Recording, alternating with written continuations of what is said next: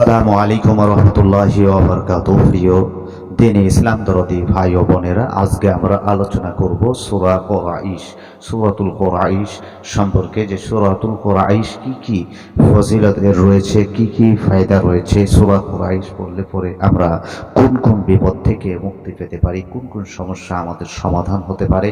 সূরাতুল কুরাইশ যদি কোনো অভাবগ্রস্ত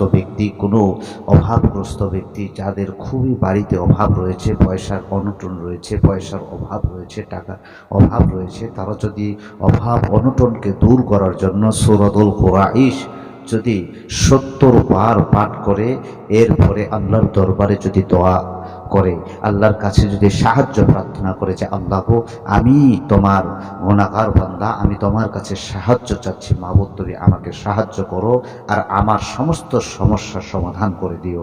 আল্লাহ অবশ্যই সূরা কুরাইশের বরকতে আপনার সমস্যার সমাধান করে আপনার অভাব অনটন দূর করে দিবে, আপনাকে গায়বের মাধ্যমে আপনাকে বিভিন্ন ওসিলাতে আপনার রোজির মধ্যে, রেজেকের মধ্যে বরকত দান করবে ইনশাআল্লাহ। এইটি একটি হলো ফজিলত। আরেকটি ফজিলত রয়েছে সূরা কুরাইশে। যে সকল বাচ্চাদেরকে বদ নজর লাগে, অর্থাৎ বাচ্চাদের উপরে বদ নজর লাগলে দেখবেন বাচ্চাদের শরীর ভালো থাকে না, স্বাস্থ্য ভালো থাকে না, স্বাস্থ্য খারাপ হয়ে যায়, এরপরে বিভিন্ন রকমের সমস্যা দেখা দেয়। সেই সময় যদি এই সূরাতুল কুরাইশ বাচ্চার উদ্দেশ্য করে আপনি কোনো ভালো একটা মিষ্টান জাতীয় খাদ্যদ্রব্যের উপরে 3 বার পরে একবার দম করে দিবেন, আরেকবার 3 বার পরে আরেকবার দম করে দিবেন, আরেকবার 3 বার পরে আরেকবার দম করে দিয়ে সেই খাওয়া বাচ্চাকে 3 দিন খাওয়াবেন, অথবা একদিনেই শেষ করতে পারেন ইনশাআল্লাহ। সূরাতুল কুরাইশের বরকতে আপনার সন্তান বদ নজর থেকে মুক্তি পেয়ে যাবে, আপনার সন্তান ভালো হবে ইনশাআল্লাহ।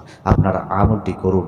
আর আমার এই সোনার মদিনা চ্যানেলটিকে, যে চ্যানেলটি আমি নাম দিয়েছি মদিনা আমার নবীর মহব্বতে, এই সোনার মদিনা চ্যানেলটিকে সাবস্ক্রাইব করে পাশে থাকুন। আসসালামু আলাইকুম ওয়া রাহমাতুল্লাহ।